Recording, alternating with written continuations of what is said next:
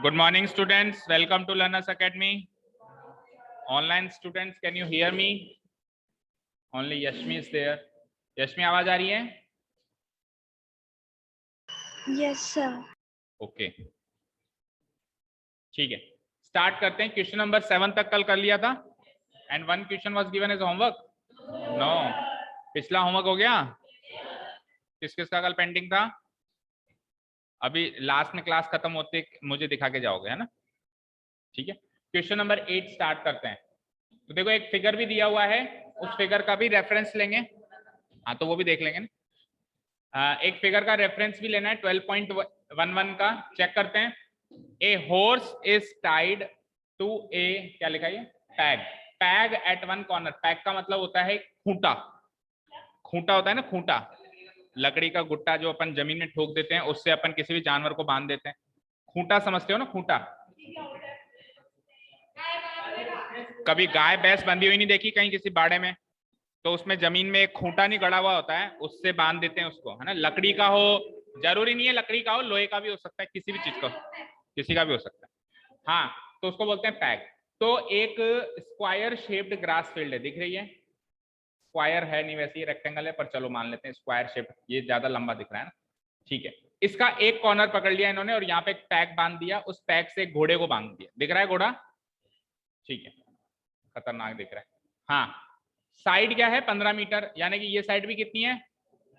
Square है तो चारों साइड्स बराबर होंगी. ठीक है, आगे चलते हैं.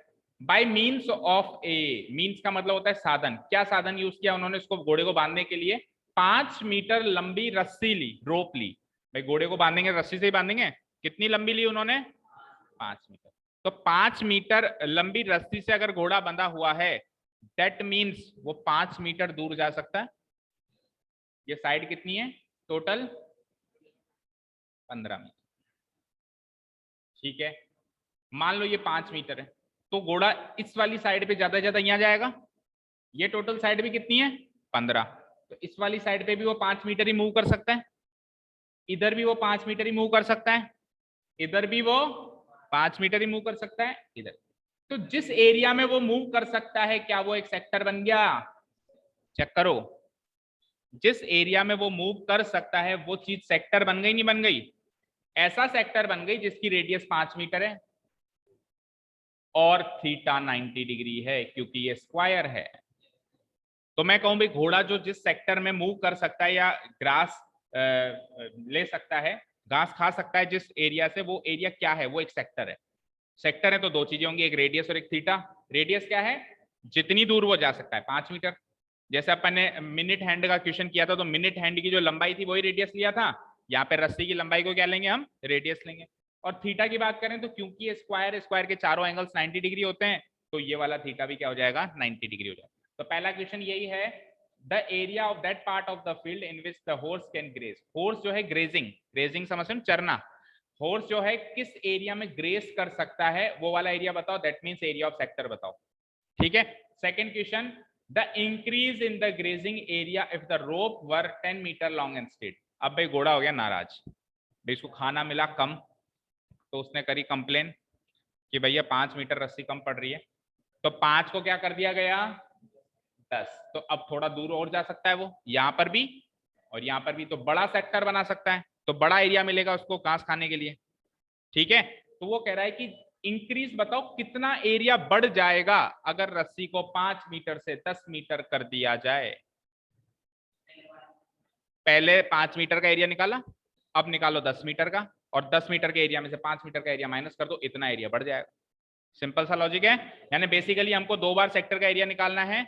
एक बार थीटा दोनों में 90 डिग्री रखना है, एक बार रेडियस 5 रखना है और एक बार रेडियस 10 रखना है. हमारा इक्वेशन हो जाएगा. करें स्टार्ट. तो अच्छा इंटरेस्टिंग क्वेश्चन है, बट इजी भी है, ऐसा नहीं कि बहुत ज्यादा डिफिकल्ट है. इजी एंड इंटरेस्टिंग क्वेश्चन है. तो here what all is given, उसको राइट डाउन करते हैं और फिर उसको एक सेक्टर में कन्वर्ट करते हैं. Here it is given that, figure बनाए. हाँ बनाओ ना, क्यों नहीं, घोड़ा मत बनाना, फिगर बनाओ भाई. स्क्वायर और सेक्टर तो बना ही सकते हो. ये स्क्वायर, ये स्क्वायर, इसकी साइड क्या है? 15 मीटर. क्या हुआ?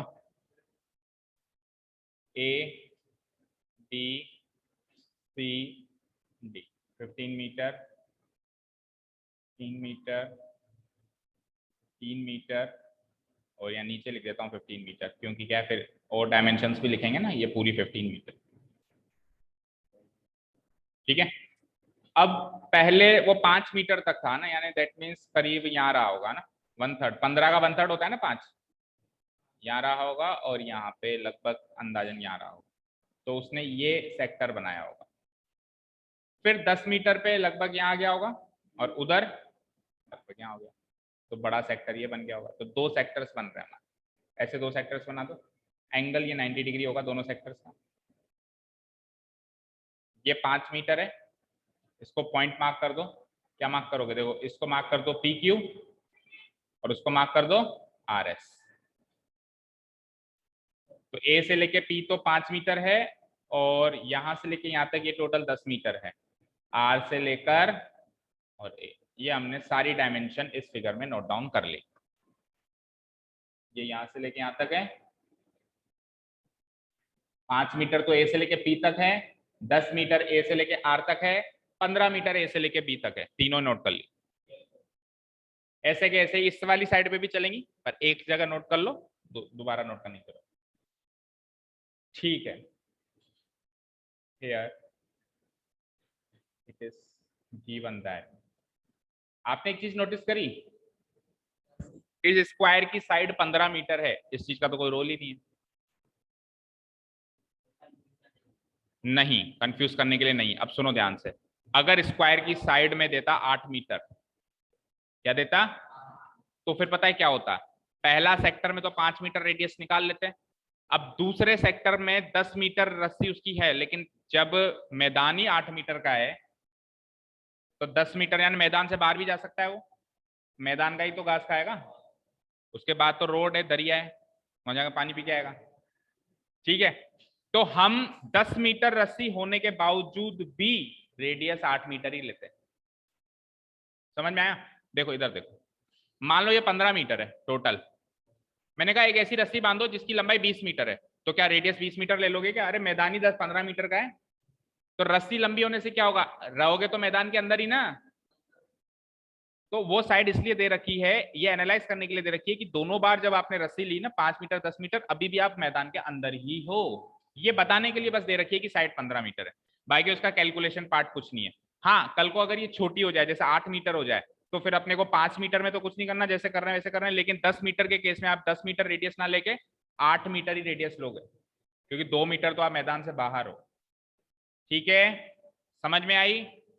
भाई ये 8 मीटर है, आपकी रस्सी 10 मीटर है, तो आप रेडियस सेक्टर की ऐसे थोड़ा ले सकते हो मैदान के बाहर, आपको ये मैदान के अंदर ही लेना पड़ेगा। समझ रहे हो? समझ में आ गई ना? ठीक है, here it is given that side of the square field,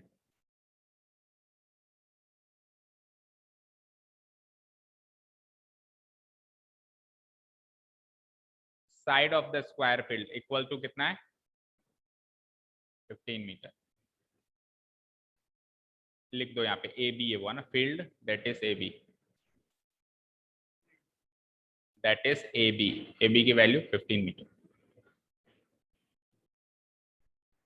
ठीक है, अभी स्क्वायर फील्ड है, सो एंगल ए 90 डिग्री हो जाएगा, angle A which is equal to theta equal to 90 degree हो जाएगा। तो थीटा की वैल्यू मिल गई साहब 90 degree, just because it is a square field, इसलिए हमको थीटा मिल गया 90 degree.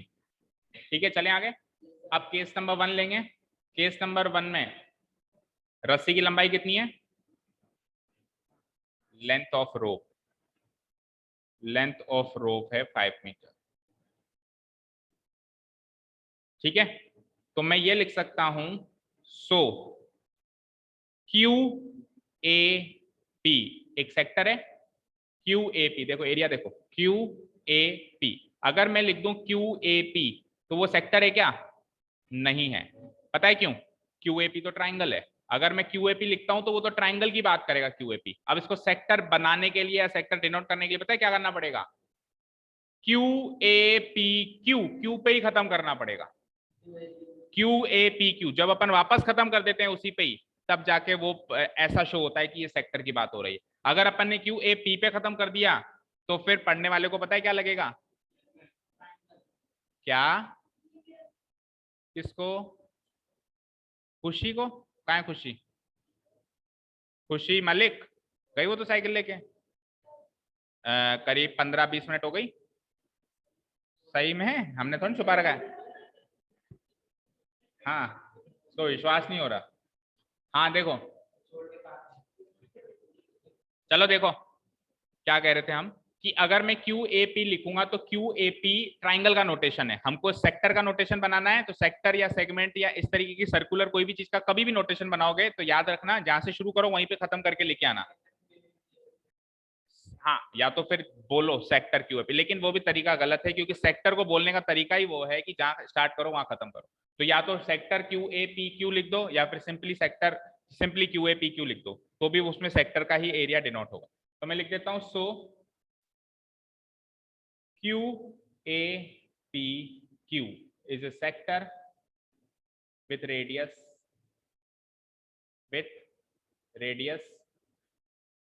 5 meter and angle 90 degree. That is R की वैल्यू हो गई 5 मीटर एंड थीटा की वैल्यू हो गई 90 degree. Therefore area of sector QAPQ, या फिर देखो आप शॉर्ट में से लिख सकते हो AR stands for area QAP equal to, इसका मतलब वही है कि QAPQ का एरिया। ठीक है, एरिया QAPQ बोलो सेक्टर है, सेक्टर का फॉर्मूला लगाओ।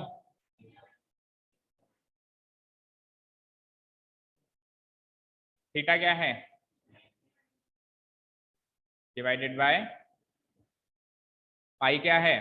कुछ देखा है कि स्पेशल दिया हुआ है? ऐसा नहीं है कि वो सेकंड में, क्वेश्चन पूरा भी तो वहीं खत्म हो रहा है। ये क्या बात हुई? वो पूरा क्वेश्चन भी तो वहीं खत्म हो रहा है, तो वो दोनों के लिए अप्लाई हो रहा है। अगर पहले में दे देता तो आपके तो सर ये तो पहले में ही दे रखा है, इसलिए बेचारे ने पूरा क्वेश्चन खत्म करके कहा, तो अब आपके तो सर सेकंड में दे रखा है। करे क्या वो? 3.14 इंटू आर क्या है? 5 इंटू 5, 90 से 1 टाइम, 90 से 4 टाइम, करो मल्टीप्लाई।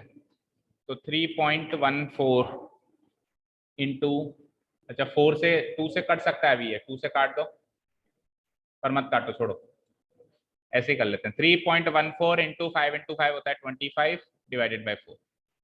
25 4 जा होता है 100, बचा 10, 25 बन जा 25 और 10 35, बचा 3, 25 3 जा 75 और 3 78, दो जगह हटा के पॉइंट है तो ये लगा दो।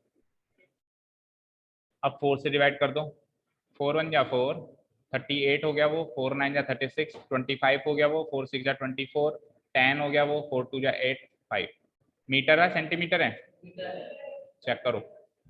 लास्ट क्लोजिंग स्टेटमेंट लिख लेंगे जैसा उसमें क्वेश्चन में उसने कहा है। कैसा कहा है उसने कि area of that part of the field in which the horse can graze, area of the part of the field, part of the square field in which the horse can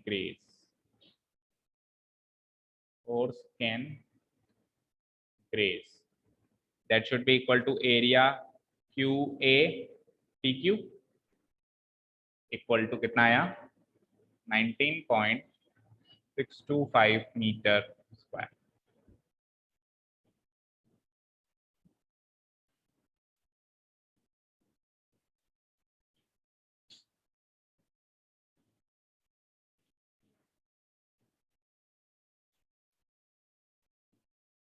हो गया सबका?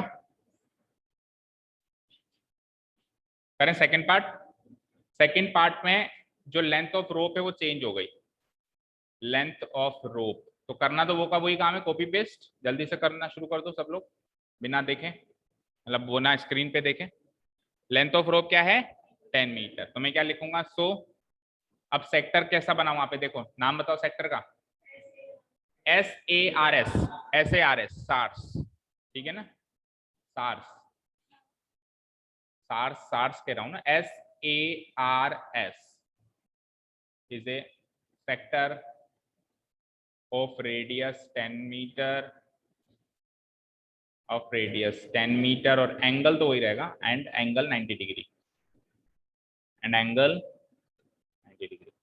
दैट इज, अब के case में जो radius रहेगा वो क्या रहेगा 10 मीटर, और थीटा क्या हो जाएगा सेम 90 डिग्री। निकालो area, area of SARS SARS हो जाएगा फॉर्मूला वही, theta by 360 degrees into pi r square.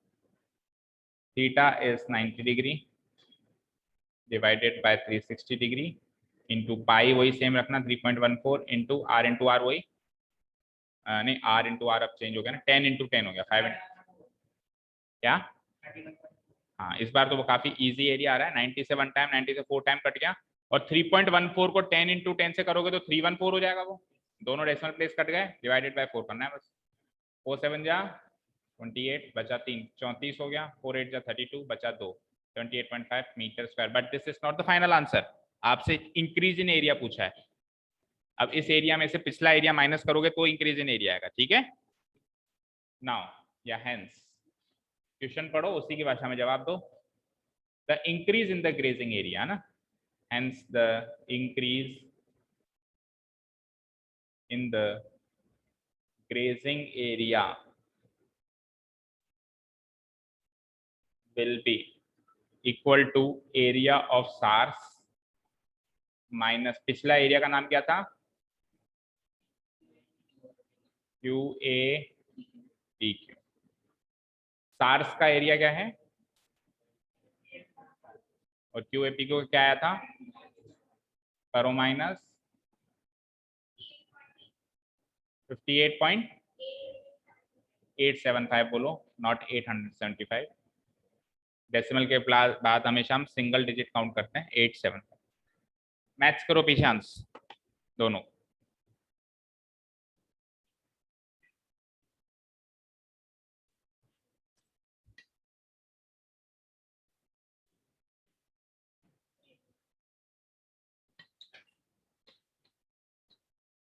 यही है, सबका नोट हो गया, तो फिर आओ एक बार ऊपर फिगर में कुछ बात करते हैं।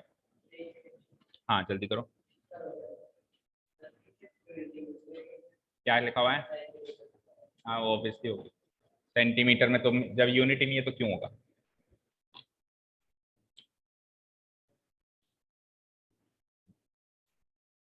सेंटीमीटर में घोड़ा क्रेज कैसे करेगा, खड़ा ही नहीं हो पाएगा। सेंटीमीटर स्क्वायर में घोड़ा खड़ा ही नहीं हो पाएगा, ग्रेस करना तो दूर की बात है। वो खड़ा जिस एरिया में रहता है वही कोई मीटर स्क्वायर का एरिया रहता है। हाँ जी, देखो भाई, पहले जो एरिया आया वो ये वाला पार्ट था, कितना आया बेटा 19 बाद में जो एरिया आया वो डिफरेंस था, डिफरेंस मतलब ये वाला, ये डिफरेंस है ना, ये कितना आया। मैं आपको केवल इतना बताना चाह रहा हूं कि जब रेडियस 5 से 10 हुई, डबल हुई, तो इंक्रीज इन एरिया डबल नहीं हो रहा है।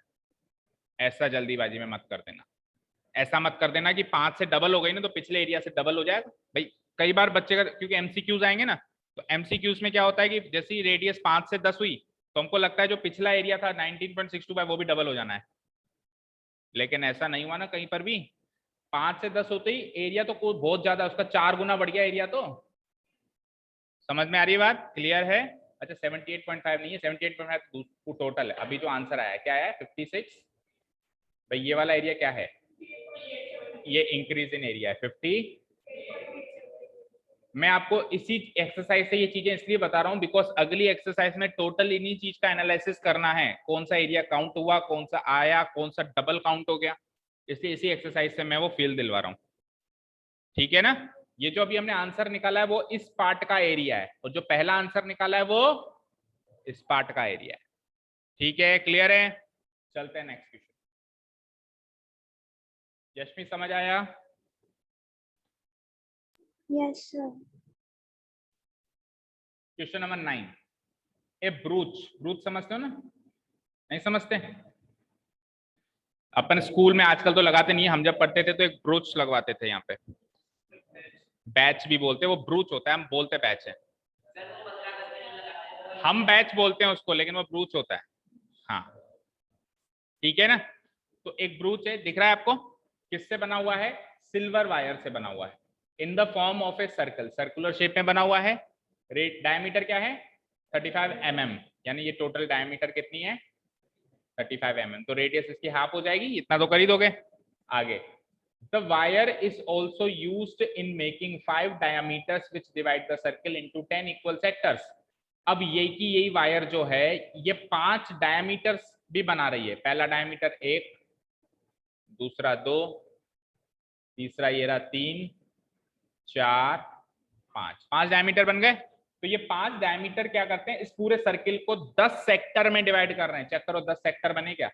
1, 2, 3, 4, 5, 6, 7, 8, 9 एंड फाइनली 10। और ताजुब की बात यह कि ये सारे के सारे सेक्टर्स इक्वल हैं।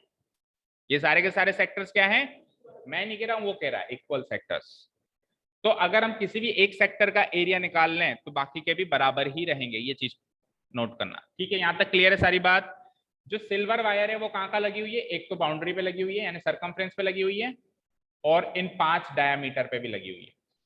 Silver wire, A ब्रूच is made with silver wire in the form of circle. भाई ब्रूच किससे बना? सिल्वर वायर से, सर्किल की फॉर्म में। सर्किल की फॉर्म में मतलब गोल बना, यानी गोलाई में भी सिल्वर वायर है।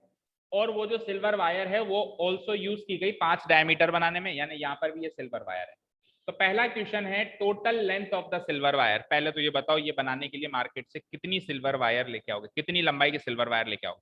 तो एक तो लंबाई जोड़ दो, सरकमफ्रेंस यानी 2πr, और एक 5 डायमीटर। एक डायमीटर की गिवन है 35 mm है, तो 5 डायमीटर की कितनी होगी? 35 × 5, प्लस वो जो सरकमफ्रेंस निकाला उन सबको टोटल कर लो, तो इतनी तो चाहिए आपको सिल्वर वायर। सेकंड में आपको हर एक सेक्टर का एरिया निकालना है, तो हर एक सेक्टर मतलब एक सेक्टर का निकालना है, वही सबका होगा। तो इजी क्वेश्चन है, जल्दी से बनाओ फिगर।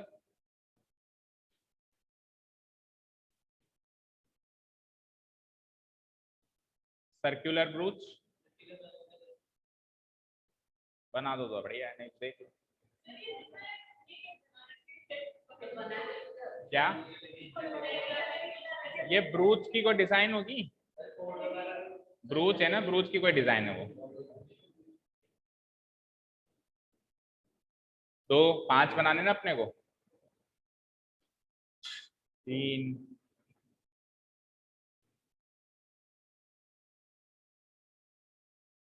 4,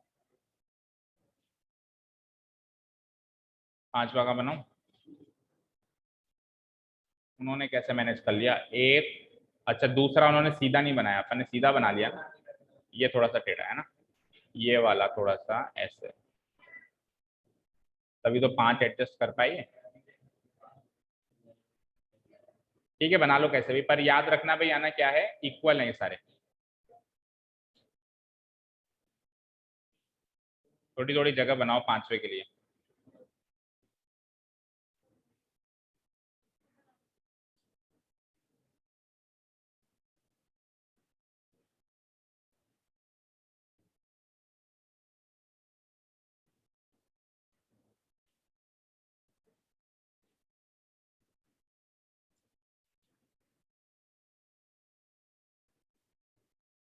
ठीक है, जगह बन नहीं पा रही।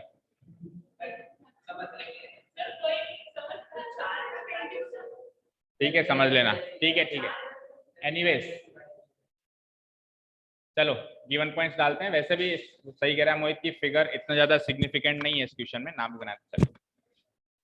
Here it is given that, वो शुरू से ही फिर 5 का माइंडसेट बनाते हैं ना, तो वो 5 बन जाते हैं परफेक्टली। अब शुरू से हमने 4 बना दिए, जैसे 1, 2, 3, 4, तो फिर अब 5वां सेट नहीं हो पा रहा। होता है ना, अपन बस में चलते हैं, पहले ही अगर माइंड सेट हो कि सीट पे 5 बैठने तो बैठ जाएंगे, लेकिन एक बार 4 बैठ गया तो अब 5वां एडजस्ट नहीं हो पाएगा। अब तो बैठ गया जो बैठ गया, है ना? होता है नहीं होता है? होता है। अभी आप रोडवेज बसों में सफर शायद आपने कम किया होगा या किया नहीं, बहुत कम किया है। अब असली जर्नी तो अब शुरू होगी, जब आप 11th 12th में जाओगे, हो सकता है बाहर पढ़ने जाओ तो बहुत ट्रैवल करना पड़ेगा, बहुत आधी जिंदगी बसों में जाएगी। चलो देखो, एक मेरा फ्रेंड था, उसने बसों में इतना ट्रेवल किया, मतलब पढ़ाई करता था मेरे साथ, कि वो कंडक्टर बन गया बाद में। वो इतना प्रभावित हुआ उस प्रोफेशन से कि उसने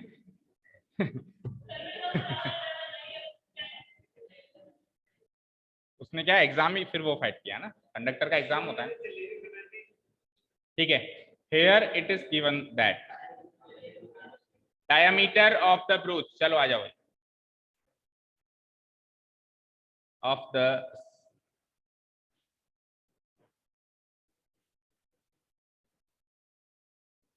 डायमीटर को जनरली हम डी लेटर से डिनोट करते हैं, it is given as 35 mm। So radius of the circular brooch आ जाएगा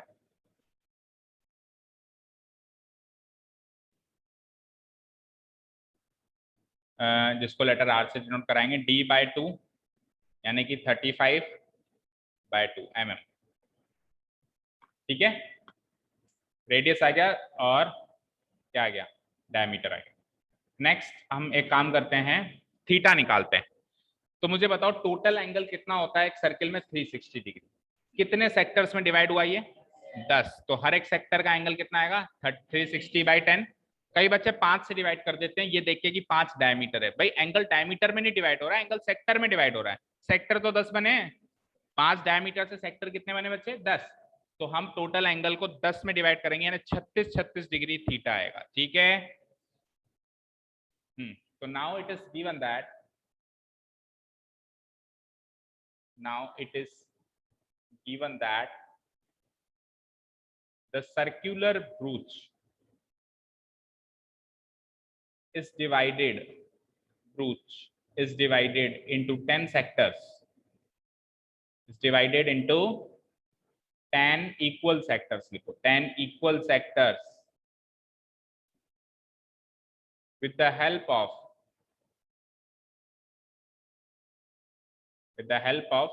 5 diameters, 5 डायमीटर्स की मदद से वो काम किया, वो भी मेंशन कर दो आप।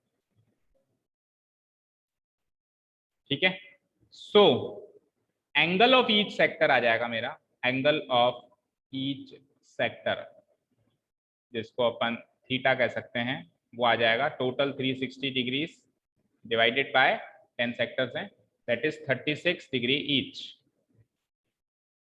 ठीक है, कोई डाउट यहां तक?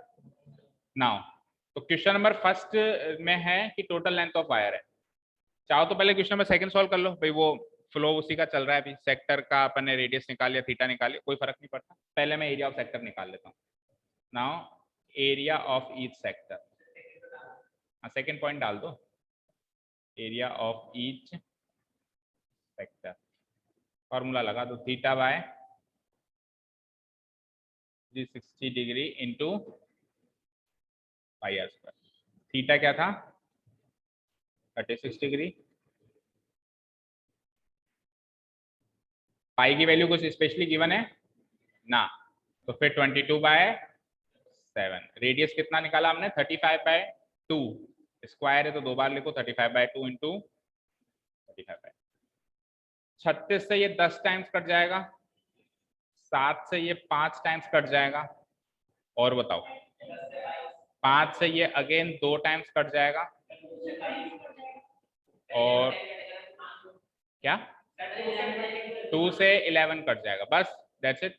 11 इंटू 35 और नीचे 2 इंटू 2 रह गया 4, 11 5 जा 55 होता है, रिमाइंडर 5, 11 3 जा 33 एंड 5 38, 2 2 जा होता है 4, 4 9 जा 36, बचा 2, 25 हो गया, 4 6 जा 24, बचा 10, 5 mm स्क्वायर लिखना आपकी बात, मिलीमीटर, समझते हो ना मिलीमीटर के कितना होता है 1 मिलीमीटर कितना होता है, सेंटीमीटर के अंदर भी स्केल देखते हो ना, रूलर होता है जो आपका, उसमें एक एक सेंटीमीटर के बीच में भी 10-10 पॉइंट होते हैं, वो एक एक पॉइंट mm होता है, 1 mm 2 mm 3 mm, फिर 10 mm मिला के 1 cm हो जाता है, 1 सेंटीमीटर हो जाता है, और फिर 100 cm मिला के 1 m, और फिर 1000 m मिला के 1 km, किलोमीटर।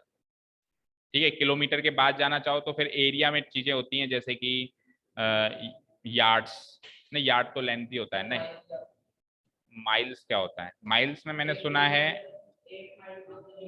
3 किलोमीटर, एक मील में 3 किलोमीटर, अप्रोक्सीमेट, नॉट एग्जैक्ट। एक मील में 3 किलोमीटर माइल्स जिसको अपन बोलते हैं ना। एरिया की बात करें तो एरिया जैसे अलग अलग जगह पे अलग अलग तरीके से, नहीं यार्ड तो लेंथ होती है, यार्ड में 3 मीटर होते हैं। हाँ, 3 यार्ड का मतलब होता है गज, यार्ड का मतलब क्या होता है गज। तो अब वो एग्जैक्ट कैलकुलेशन मुझे याद नहीं है, 1 मीटर में शायद 3 यार्ड होते हैं, ऐसा कुछ होता है। ठीक है, मैं एरिया की बात कर रहा हूँ। एरिया किसमें नापते हैं, हमारे एरिया में, मतलब हमारे निवाई टोंक जयपुर इस फील्ड में बीघा में नापते हैं। बीघा जो जमीन होती है उसको बीघा में नापते, बीघा और बिस्वा। ठीक है, और दूसरी जगह उसको एकड़ में नापते हैं, एकड़, ACRE एकड़। स्टैंडर्ड नोटेशन इंग्लिश में एकड़ बोलते हैं अपन, लेकिन अपने इस एरिया में एकड़ में नहीं नापी जाती जमीनें, एरिया बीघा में नापा जाता है। तो ये अलग अलग यूनिट्स है। 96.25 mm स्क्वायर, ये दूसरे क्वेश्चन का आंसर पहले निकालिए। अब पहले एक्चुअली इस क्वेश्चन में कुछ भी नहीं है, केवल वो चीज सोचनी है जो पहले क्वेश्चन में पूछी है उसने, टोटल लेंथ कैसे निकाले, है ना। तो टोटल लेंथ कैसे निकालेंगे, total length of the silver wire used, total length of the, क्या क्वेश्चन में रिक्वायर्ड है ना, अच्छा रिक्वायर्ड लेंथ ऑफ, कोई बात नहीं, total length of silver wire required यहां लिख दो, इक्वल टू, टोटल लेंथ कैसे निकालेंगे, एक तो सरकमफ्रेंस, एक तो सरकमफ्रेंस है ना, प्लस लेंथ ऑफ 5 डायमीटर, क्योंकि वो पांचों डायमीटर भी सिल्वर वायर से बनाए हमने, लेंथ ऑफ 5 डायमीटर। देखो क्लियरली मेंशन करो एक एक चीज, ताकि पढ़ने वालों को एक बार में समझ में। सरकमफ्रेंस होता है 2πr और लेंथ ऑफ 5 डायमीटर्स मतलब 5d। अब वैल्यू पुटअप करो, 2 इंटू पाई क्या है, r क्या है, ये तो हो गया 2πr प्लस 5d, यानी 5 इंटू डी क्या है 35। देखो कुछ कॉमन आ रहा है क्या, मतलब छोड़ो ऐसे ही सॉल्व कर लो, 7 1 जा 7 7 5, क्योंकि छोटी सी कैलकुलेशन है ना, 2 से 2 टाइम्स कट गया, 22 5 जा 110 और 35 5 जा 175, 175 होता नहीं है, तो 285 mm इतनी लंबाई का आपको सिल्वर वायर चाहिए। मैच कर लो दोनों आंसर।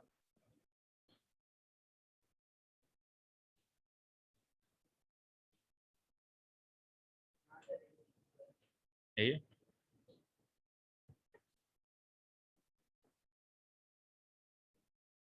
चलो नेक्स्ट क्वेश्चन पे।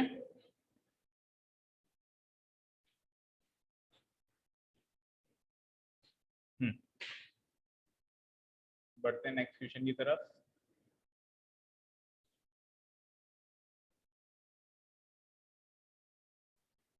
ठीक, क्वेश्चन नंबर 10 देखिए, an umbrella has 8 ribs which are equally spaced. एक अम्ब्रेला है जिसके अंदर 8 रिप्स हैं, मतलब ये अम्ब्रेला है ना, तो आपने देखा होगा अम्ब्रेला जो होता है उसके बीच में एक वो धारियां होती हैं ऐसे, डंडियां, जो लोहे की स्टील की जिसकी भी होती है ना, उनको कहते हैं रिप्स।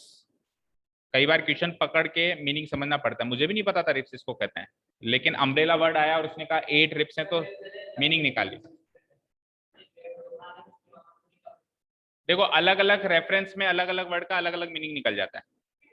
अब बॉडी में वो लंग्स के पास में, अब कोई अम्ब्रेला का तो ना कोई लंग्स होंगे, तो इसमें रिप्स ये हो गए। ठीक है, चलो देखो, हाँ, तो ये इक्वली स्पेस्ड है, इक्वली मतलब बराबर बराबर दूरी पे, जितनी दूर ये है उतनी दूर ही ये है, उतनी दूर ही इस तरीके से है।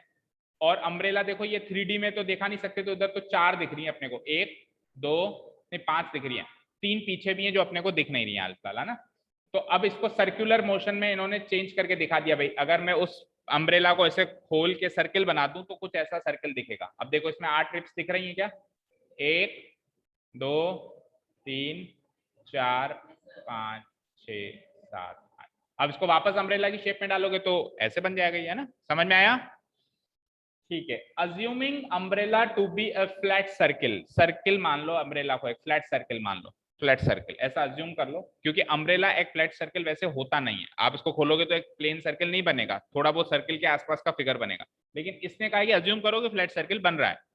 ठीक है, रेडियस कितनी है उसकी 45, ये मान लो ये रेडियस कितनी है 45। Find the area between the two consecutive ribs of the umbrella. किसी भी दो लगातार रिब्स के बीच का एरिया सेक्टर ही होगा। कोई भी दो कंसेक्यूटिव का मतलब होता है लगातार, कोई भी दो लगातार रिब्स पकड़ लो, जैसे ये और ये पकड़ ले लगातार है, इनके बीच का एरिया क्या होगा, सेक्टर ही होगा। या और कोई पकड़ लो, जैसे ये और ये पकड़ लो, इसके बीच का एरिया भी सेक्टर ही होगा। तो किसी भी दो लगातार रिब्स के बीच का एरिया निकालना है, दैट मींस कोई भी एक सेक्टर का एरिया निकालना है। सेक्टर कितने डिवाइड हुए, अगर 8 रिब्स हैं तो 8, सेम पीछे होमवर्क मार्क करेंगे, 8 रिब्स हैं तो 8 ही सेक्टर बने होंगे, चेक करो। हाँ, 1 2 3 4 5 6 7 8। टोटल एंगल कितना होता है 360 डिग्री। तो हर एक सेक्टर का एंगल कितना आ जाएगा, 8 से डिवाइड करना जरा, 8 4 जा 32, 8 5 जा 40, 45 डिग्री। तो थीटा तो आ गया आपका भाई साहब 45 डिग्री। रेडियस क्या होगी, इन रिब्स की जो लंबाई है वही रेडियस होगी, और वैसे उन्होंने रेडियस साफ साफ दे रखा है, flat circle of radius 45 centimetre. तो 45 सेंटीमीटर हो गया। आर चाहिए क्या, एरिया ऑफ सेक्टर निकाल लो, वेरी इजी, ठीक है ना। Theta by 360 into pi r. Mark करो होमवर्क, ठीक है। 11th क्वेश्चन देखना। अब सारे क्वेश्चंस बहुत सरल हैं, कोई एक दो क्वेश्चंस नीचे के अगर होंगे तो होंगे, बाकी सारे क्वेश्चंस काफी इजी हैं। एक ये वाला क्वेश्चन थोड़ा सा अच्छा है, राउंड टेबल 13th वाला, बाकी अब ये सारे क्वेश्चंस काफी इजी हैं। 11 देखो, एक कार हैज 2 वाइपर्स, वाइपर समझते हो, आगे घूमते जो वाइपर, बारिश का पानी साफ करने के लिए, ठीक है। विच डू नॉट ओवरलैप, जो ओवरलैप नहीं कर रहे हैं। हालांकि गाड़ी के वाइपर ओवरलैप करते हैं, पर इसकी ऐसी गाड़ी है इसमें नहीं करते हैं। ओवरलैप मतलब जिस एरिया में इसका वाइपर आ रहा है, मान लो इसने ऐसे किया, तो अब ये जो दूसरा वाइपर है वो इसके एरिया में नहीं जाएगा, जबकि हमारा तो जाता है ना। हमारे तो जो वाइपर घूमते हैं वो एक दूसरे के एरिया में ही घूमते हैं, उसके दोनों दूर दूर होंगे भाई। ये इधर आके खत्म हो रहा है तो ये इधर आके खत्म हो रहा है, मतलब इसका इधर नहीं जा रहा है और इसका, ये होती है ओवरलैपिंग, जो कि नहीं हो रही है इस केस में, ठीक है। आगे, each wiper has a blade of length 25 centimetre, जो ब्लेड है उसकी लंबाई कितनी है, तो इसको मिनट हैंड वाला क्वेश्चन ही मान लो। मिनट हैंड की लंबाई जो थी वो कितना एरिया कवर कर रहा था, तो वो रेडियस ले लिया था और एंगल नाप लिया था। और ये भी दे दिया sweeping through an angle of, मतलब वो जो वाइपर स्वीप करता है वो कितने एंगल पे करता है, मान लो वाइपर है ऐसे, तो वो 115 डिग्री तक चला जाता है, यानी कि ये यहाँ से है 115 डिग्री, लगभग यहाँ होगा 90 से थोड़ा सा, तो वो इतना एरिया स्वीप करता है ऐसे ऐसे ऐसे ऐसे, ठीक है ना। ये वाला एरिया वो कवर कर रहा है, ठीक है। ऐसे एक और वाइपर भी है, ये इसमें नहीं आ रहा है और ये इसमें नहीं आ रहा, ठीक है। गाड़ी भिड़ेगी उसकी फिर तो पक्का, क्योंकि बीच का एरिया तो किसी ने भी कवर ही नहीं किया।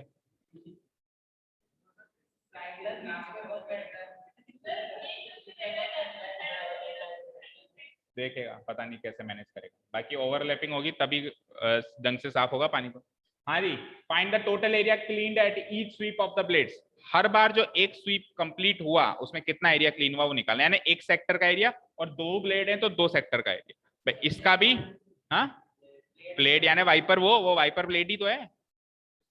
वाइपर जो है उसको ब्लेड मान लो ना, वो उस ब्लेड ने एक स्वीप मारा तो कितना एरिया कवर हुआ वो आपको निकालना है, यानी एक सेक्टर का एरिया हो गया। और 2 ब्लेड्स हमारे पास, ऐसे टोटल लेंथ, टोटल एरिया जो कवर होगा, तो इस सेक्टर का एरिया और इस सेक्टर का एरिया, 2 सेक्टर का एरिया आपको टोटल निकालना है। मार्क करो होमवर्क।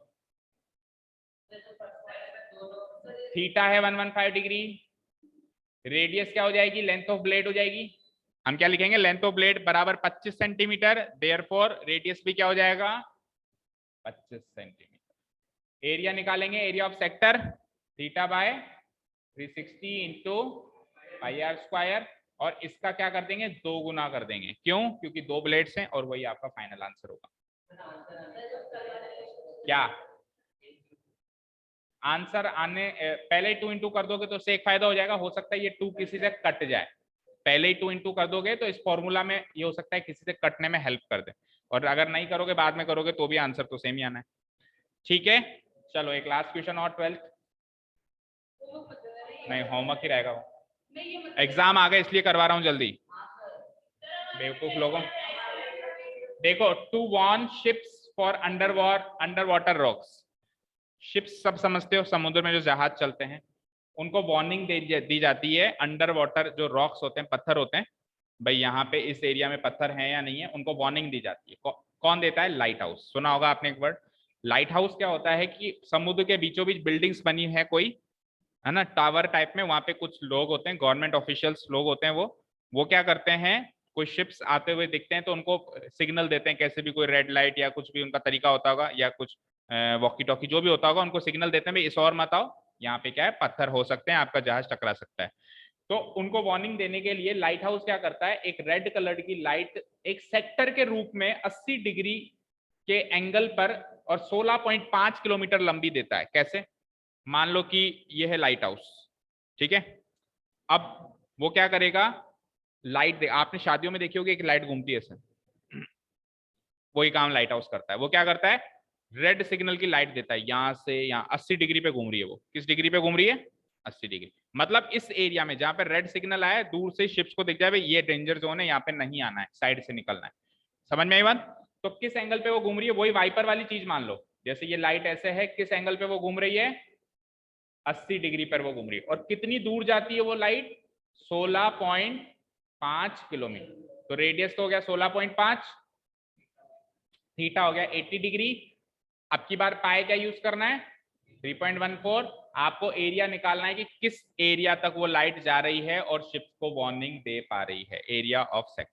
तीनों के तीनों question as simple as that, area of sector निकालना है बस। और साफ साफ आपको रेडियस गिवन है, साफ साफ आपको थीटा गिवन है। तीनों क्वेश्चन करके आओ, बाकी कल करेंगे, ठीक है। और तीनों क्वेश्चन में अगर कोई डाउट हो, आंसर मैच, हाँ सुनो एक मिनट सुनो, 13th क्वेश्चन अच्छा क्वेश्चन है तो इसको तो बाद में करेंगे। और 14th क्वेश्चन एमसीक्यू है, एरिया ऑफ सेक्टर बताओ, एंगल तो है P और रेडियस है R, बोलो क्या ऑप्शन होगा, जल्दी से बताओ। चलो